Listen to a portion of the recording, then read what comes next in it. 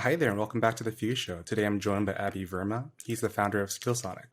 He's a three-time entrepreneur and immigrant. He started his first business at the age of 19, selling paint jobs to homeowners on the streets of Detroit while studying full-time at university.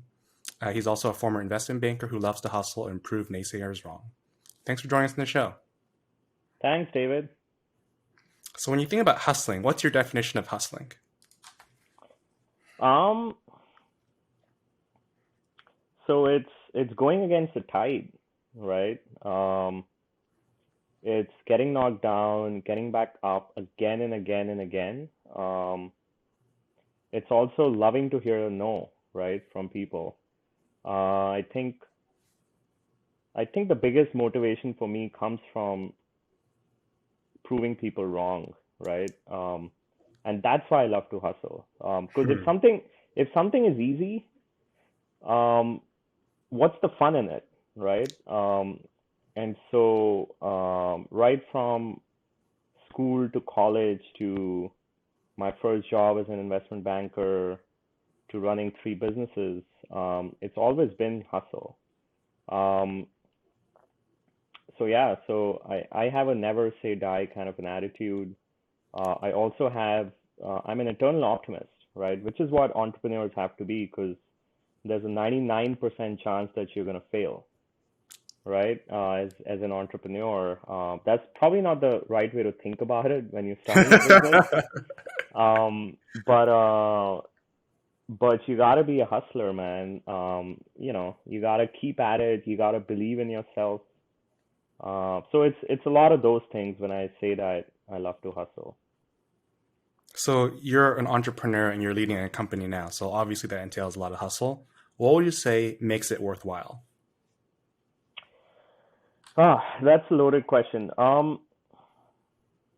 I think a lot of things, right? So when you start off a company, for example, when we started SkillSoniq, which is my latest venture, we've been running it for about 2 to 3 years. There's a certain vision I had for the product, right? Which is that the recruiting space is broken. Everyone knows it, right? I mean, job seekers apply for thousands of jobs, they never hear back. Hmm. A lot of job seekers who get a job are probably not satisfied in the job, and you're spending more than 100,000 hours in a lifetime on a job. So it better be good, right? But there's a lot of people who hate that job, right? Most On people, the I think. most people, on the company side of things, it's broken, right? I mean, right now there's studies that say that it takes about $6,000 and about 50 days to hire someone. Hmm. So think about that, right? So that's you're spending 2 months trying to hire someone, and then there are studies that show that more than half of the people who are hired, they leave you within the first year, or Hmm. the company is not happy with them. And so on both sides of the spectrum, it's broken. So with SkillSoniq, we had a certain vision where the true kind of um,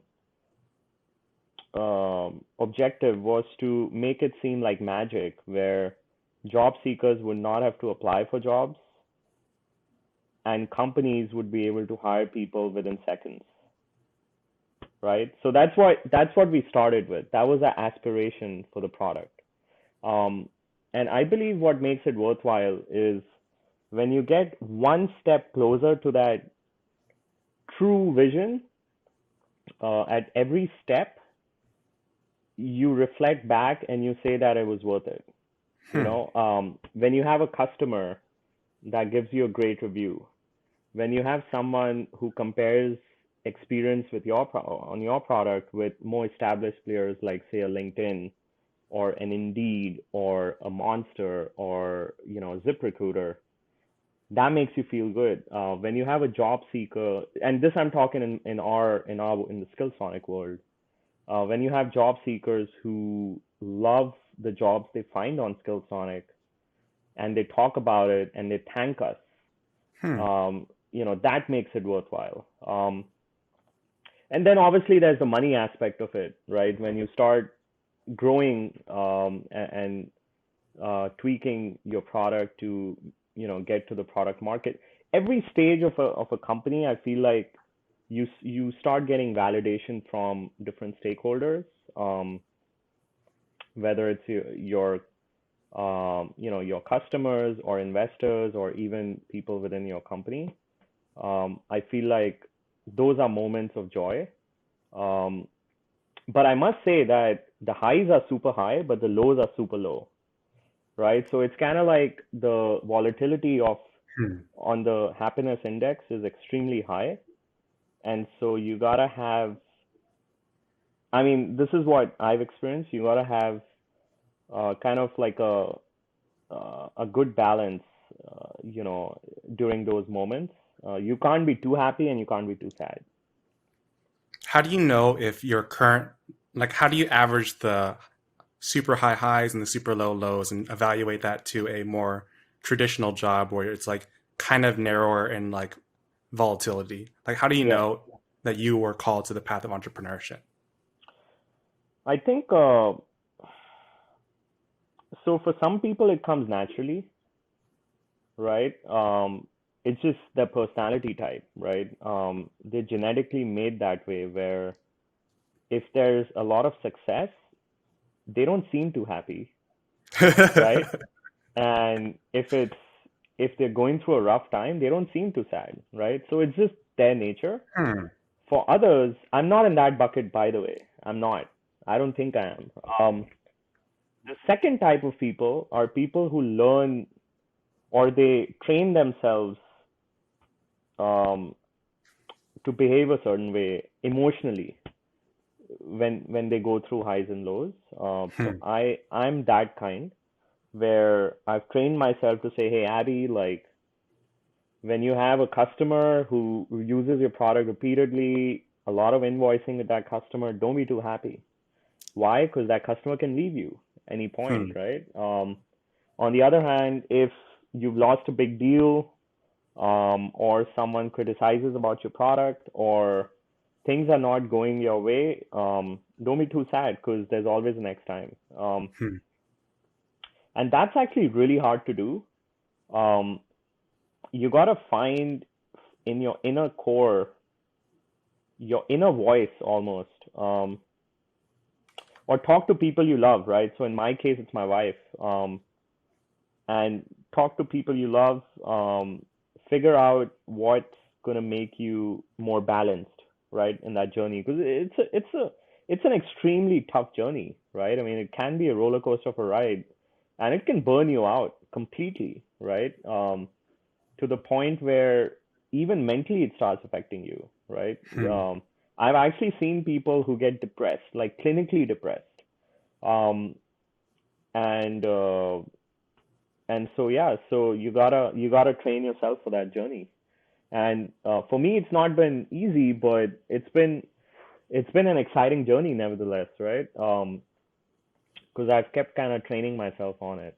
So yeah, Could you walk me through the journey of how you came up with the idea of SkillSoniq to actually building it? yeah, yeah. So I clearly remember the aha moment, right? So this was a few years back in New York. I was working on a side project for which I needed coders. I'm not from a tech background, so I'm not a coder. And so I Googled for coders in New York, right? The first result that came by was Upwork, right? So there's this website called Upwork. It connects companies with freelancers, in most cases tech freelancers across the world. So and it was free to post jobs and stuff, right? So I posted jobs. I got in touch with a couple of freelancers in Philippines. Obviously, I was on a shoestring budget. This was just a side project, nothing major. So I didn't have too much budget for it. And then when I started working with them, I said, this is great. Like, it's not costing me much, and these guys are doing the work. But then over time, what I realized is they were in a different time zone. They were like 10 hours ahead of us in New York. There was communication issues. I was staying up late. Um, the quality of the work was not the way I'd expected it to be. Hmm. And there are all these issues, right? And then towards the end, they actually would not give me the code and it was almost like I had no, oops, yeah, there's a browser issue, but towards the end, it said, I was actually depressed, right? And then I started looking for better options to recruit people in the US. The second option that was there was job portals. So if you go on ZipRecruiter, LinkedIn, Mhm. Indeed, you'll get a lot of resumes, but you're gonna go crazy qualifying those resumes as one person, because there's no way for you, like anyone can apply for your job, right? So it takes you like months and months to go through those resumes. So that was out. And then the third option was through staffing agencies, so-called Mhm. headhunters. But when I found out how much they charge, it was just crazy. They said they're gonna keep like, I think like 25-30% of the first year's comp. It's pretty Um, wild. yeah, so that was completely out. So that was kind of the aha moment where I said, well, as a startup, not really a start, this was a side project, but as someone who wants to work with someone else, how do you find such people? And obviously going for meetups and stuff was, it seemed too far fetched for me, right? I needed to get started quickly. And so that was the birth of SkillSoniq. Sonic represents the speed of sound. And so the idea was to provide skilled talent at the speed of sound, right? I like So it. so yeah. So that was the birth. And what we said is, we want to build a marketplace where small companies, startups can get in touch with freelancers, work with them on our platform, and if they like the freelancers, then they should be able to convert them to the payroll. Hmm. And we started by doing this locally, right? Because remember, when I was working with the guys in the Philippines, like it was not sustainable. Like you couldn't, how could you trust someone sitting in another part of the world? There was just no way. And obviously there's no way to bring them on your payroll because they're like in Philippines. Um, Hmm. and so SkillSoniq was kind of like, I would say, um, a personalized platform like a staffing agency, but without the fees of a staffing agency. Hmm. So from that perspective, it's more of a job portal, but it offers the level of personalization that a headhunter would offer you, but without the fees. So that was the Can you concept. walk me through what you believe these headhunters do that justifies their 25-30% of the first year salary? Because it's a lot of money for just like putting people together. Yeah, and by the way, that business is dying, right? So Okay. I'll talk about your question in just a second, but I've been in touch with a lot of so-called recruiters, and senior people within staffing companies. They're all moving digital, right? So that whole kind of that 25-30% model is dying. But to come back to your question, so the reason they charge such exorbitant fees is that they have human recruiters who do most of the qualification of the candidate, right? As opposed to technology. Hmm. And so if you're a company looking for a Java developer, let's say, you go to, let's say, Robert Half, just as an example. Robert Half would assign a recruiter to you who would work with you to understand what your requirements are, and then they would manually go in, post your job in different job boards. They would look for candidates within their own so-called application tracking system, right? Um, and then they would present you resumes, you would give them feedback, and again they would present you. So that process is very human driven, which is what it's been for the last 3-4 decades, right? Hmm. And so that's why, because they have to cover the cost of that recruiter who's working on your Right. job, they charge that 20%, 25, 30% cut. So how does SkillSonic use software to emulate the work that was formerly being done through manual inspection? Yeah, yeah, that's a good question. So if you think about the technology, right? So the where all of it starts is the matching engine, right? So when you're building a marketplace, the first thing you do is you think about, okay, what are the aspects of a candidate that a company wants? And we've all been through it, right? At some point, we've all looked for people. So we went about doing a lot of kind of focus groups to talk to talent acquisition folks, people in the HR space, to really understand what is it that they look for. And then on the job seeker side, we looked at, okay, like what are the sorts of details we can capture from a job seeker easily, right? We don't want to make it too cumbersome. And then once you have those two requirements, you kind of marry it together, and the result of that is a matching engine. Um, so we built a matching engine to connect jobs posted with candidates, right? But it doesn't stop there. So what we actually figured was that with staffing agencies and even the job boards today, um, the the feedback loop is missing, right? So if you go on a job, if you post a job on LinkedIn and you find 10 candidates and you interview three, LinkedIn is not going to give you more candidates like those that you interviewed. Or it's not going to say, okay, like, why did you reject the other seven? Hmm.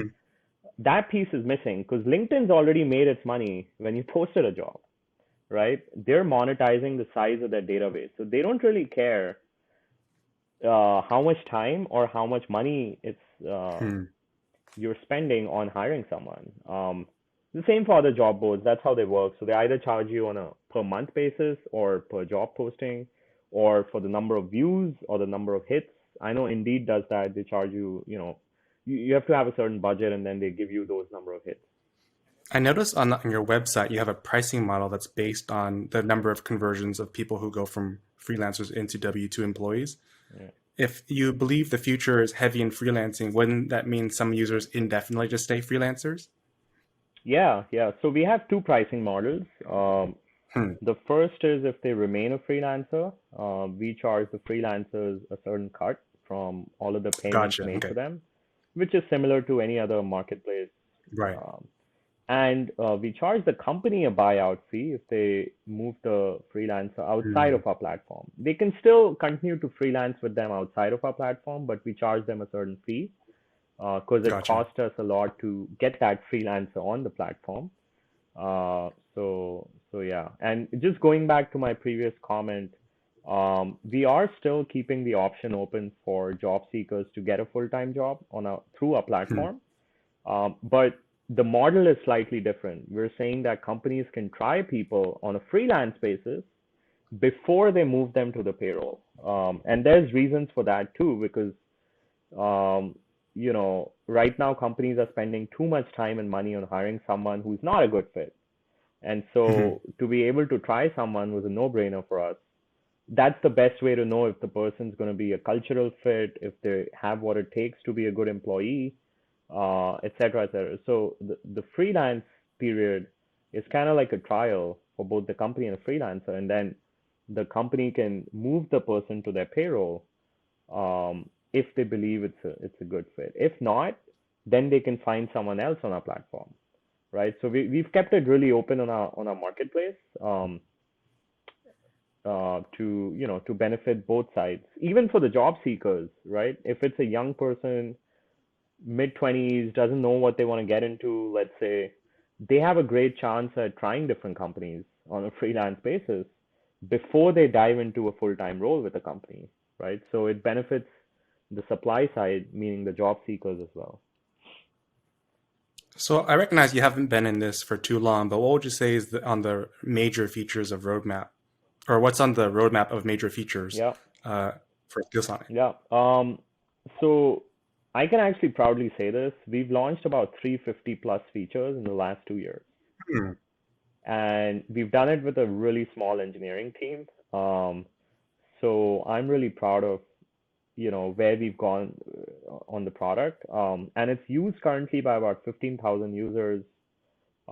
We've also shot up the rankings on Trustpilot as a top 10 recruiting uh, services company, ahead of companies like Trustpilot and Vettery. Hmm. Ahead of companies like ZipRecruiter and Vettery. So ZipRecruiter just Okay. went public give you some perspective on the scale of ZipRecruiter. In terms of, sorry, what was your question? Oh, what's on the roadmap of major features and like Right, what's your plan going the forward for future, SkillSoniq? right?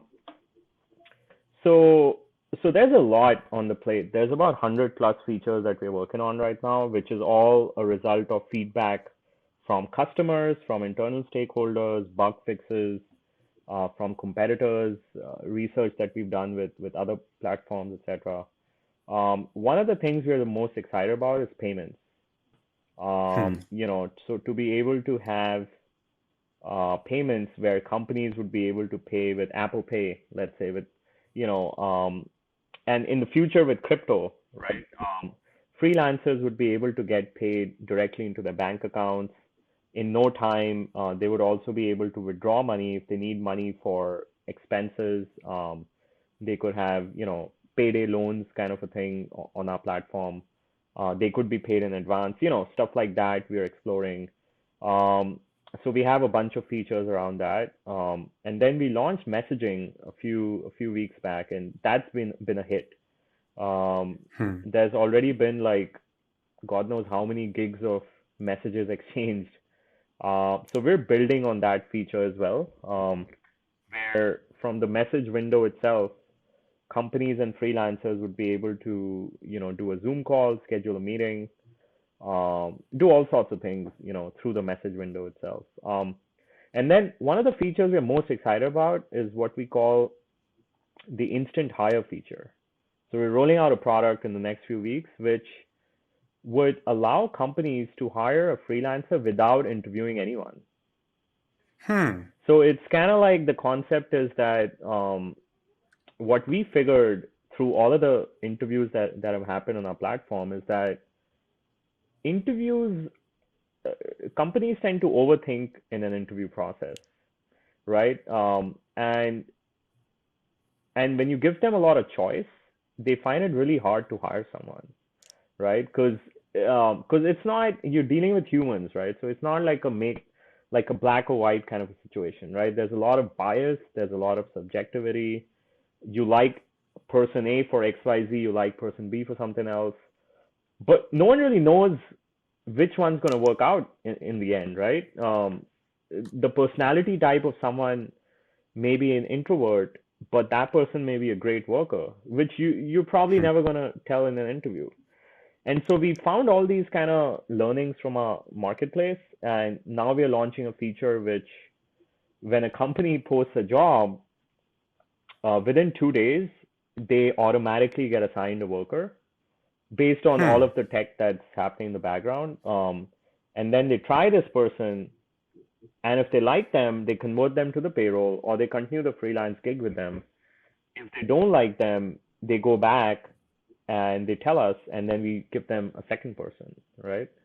Um, but to be able to get there, our engine, the matching engine, or what we call the dispatch engine or the recommender engine, that has to be sort of accurate. Because you Hmm. don't want to give the wrong person to a company and then that company never comes to you again, right? So we're slowly getting there. As remember, I told you about the feedback loop. So that feedback loop is helping our algo. And so as we get to a certain kind of inflection point on that, hopefully we launch this instant hire feature very soon. So I'm actually really excited about that. Um, yeah, I would say those are the three main features. We're also doing a bunch of integrations next year with payroll Hmm. providers and application tracking systems. So you may have heard of Greenhouse or Workable or Lever. So these are all ATS platforms. So if a company is already using them and they want to use SkillSoniq as well, then they don't have to go on two different platforms, right? So Hmm. they can do everything from Greenhouse, but still leverage the beauty of SkillSoniq, right? So we're doing those integrations, and then we're also planning integrations with payroll providers. So think of ADP, Paychecks. Um, that comes in handy because if a company wants to convert someone to the payroll, then that process should be seamless, right? If they're already using ADP, then the person should automatically get onboarded into their payroll system. from SkillSoniq, right? So we're thinking about those sorts of integrations next year. But yeah, other than that, these three I would say are the most exciting features in the pipeline. I'm extremely bullish on work trials. I think more companies should do work trials because you get so much more like information out of an experience working alongside someone versus asking them questions that may or may not reflect the day to day of their actual assignment. Actually, you know what? So what we found, and we did a bunch of, well, interviews to understand what interviews are like. What we found is job seekers, um, they get like it's interviews are kind of like a black hole. Like job seekers, first of all, to get an interview, it's really hard, right? So you spend thousands of hours applying, and then you hear back. And when you go through the interview, there's this kind of like false expectation that job seekers have, and it often leads to disappointment, right? It's happened to me Hmm. several times. How many times has it happened? You interviewed with someone and you say, "Oh, it went great," and then you get that email, right, saying that you're great, but we found someone else, right? Or worse, you get no email at Or all. worse, you don't get an email. You keep following up, but no one gets back to you, right? So we found interviews to be a huge waste of time, to be honest. And the reason companies do interviews is, and this is what we believe has happened, is before hiring someone for a 100K job or 150K salary, obviously the company has to do some due diligence, right? But what SkillSoniq is doing is it's saying, instead of interviewing someone, try the person out on a freelance basis. There's no cost for the company other than trying the person, right? The time. So what we're saying is let our technology do the matching and let the trial period substitute the interview period, right? So we are trying to cut the cost of trying someone out almost down to zero. So when that happens, then companies would be able to just instantly hire people more quickly. Think about it on Amazon, right? Like I was one of those who could never buy shoes on Amazon, right? Or even like a Finish Line or some of the other e-commerce players, or even clothes for that matter, right? I mean, you had to try. But they made it really easy for you to try these things and return them. That gave you confidence to try instead of going to a store, spending, a full day on, different stores, figuring out the prices and then buying something, right? So the best analogy I would say is like what's happening right now is companies are almost like, you know, you going out shopping physically, going to stores, looking at everything that's out there, and then getting something home, right? Versus um, buying it on Amazon, letting Amazon do the kind of tell you what's good for you, and then being able to return something if you don't like it, right? So hopefully you see the analogy there. I definitely understand the analogy. So it's a new concept. Hopefully the fact that freelancing is on the rise will help this model, where Hmm. a lot of the supply will also be willing to try companies, right, on a freelance basis. So we're at this really interesting moment in the industry where, it could like this is almost like the beginning of something brand new in the workplace, right? So we're excited, and yeah, that's where we're headed. I'm excited for you. Thank you. I run another company in parallel to this one, and hiring definitely is one of the hardest challenges. There's a You get a ton of applicants, and it's so hard to discern which ones are the best. And you have to. So far, we just invest tons of time into it. And if there was a solution at scale, I would definitely consider it. Yeah, and if you think about the entrepreneurs, right, they spend more than half of their time hiring, right? So if you could cut that time down to almost zero, imagine the amount of time you would have in building your own business, right? Hmm. We're also seeing trends where we would start predicting whom a company should hire next. What we're finding is a lot of entrepreneurs, they don't really know whom they should hire. They kind of do it like trial and error. Okay, let me get a full stack developer, let me get a designer, let me get a copywriter, but it's not structured. So on SkillSoniq, since we work with a lot of startups and help them in hiring, we're seeing a pattern of hiring, right? Hmm. So if it's an e-commerce company, they would come in and hire full stack. Then they would come in and hire an accountant. Then they would come in and hire a software architect. So there's this whole thing, right? So we're taking in all of that data to try and recommend whom a startup should hire next based on all of the hiring that's happening in the same industry. Um, Hmm. so the value prop for that is kind of like a Netflix. It's like a rough analogy, but Netflix, they have these recommendations, Like a recommender engine. Yeah. right? So think about that. Yeah, so we're trying to educate companies on how to hire as well. And you kind of see that on LinkedIn, but it's not at that level, right? On LinkedIn, um, you can see what jobs are posted by companies, but it's not as personalized to a company to the extent where it says, given the stage you're in within your startup, these are the next four people you should hire, right? Hmm. So we're getting it down to that level. And hopefully that provides a lot of value to the startup community and small businesses. Well, I know we're over time, and I'm extremely thankful for all the insights you've shared this past hour. I just want to give you just one final question, and that's for all of our viewers who are watching this episode, what's the best way for them to get in touch with you or follow you along your journey? Yeah, the best way is through email. So if you have any questions on, entrepreneurship, or if your viewers have any questions on SkillSoniq, if they want to partner with SkillSoniq in whatever capacity, or if they want to use SkillSoniq as a platform, the best way to reach me is Abby, which is my first name, at skillsoniq.com, right? Yeah, so I will hope to hear from a lot of you in the future, and yeah, I love talking to folks about anything that's business related. So yeah, look forward to those queries. Sounds good. Well, thanks again for your time, Abby. Thanks, David. Take care.